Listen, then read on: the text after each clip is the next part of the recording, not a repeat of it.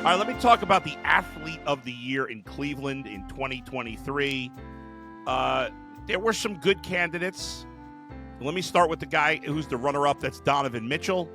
There's been some highs and lows for Donovan Mitchell. I don't think everybody's feeling great about him right now, as great as he's played, because there seems to be a belief that he's going to leave at the end of this year. Well, leave.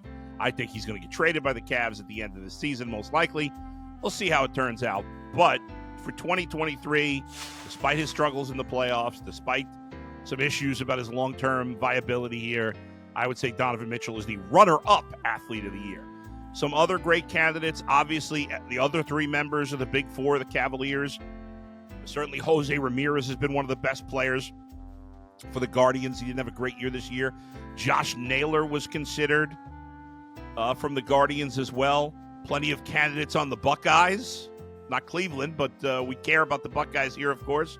I thought about Marvin Harrison Jr., but in the end, I went the Browns, who have been the biggest story, and their best player this year, and most of the last few years, probably in contention with Nick Chubb. No Nick Chubb this year because he got hurt in Game 2, but Myles Garrett is the Browns and is the Cleveland Athlete of the Year.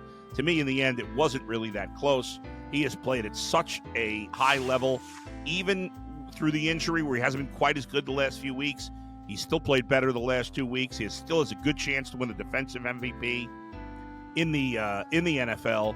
So Myles Garrett, having on his way to a Hall of Fame career, most sacks in the history of the NFL under the age of 28, puts up huge numbers and has had nothing but bad teammates until this year. And this year he's played his best season when he's had a little more talent around him.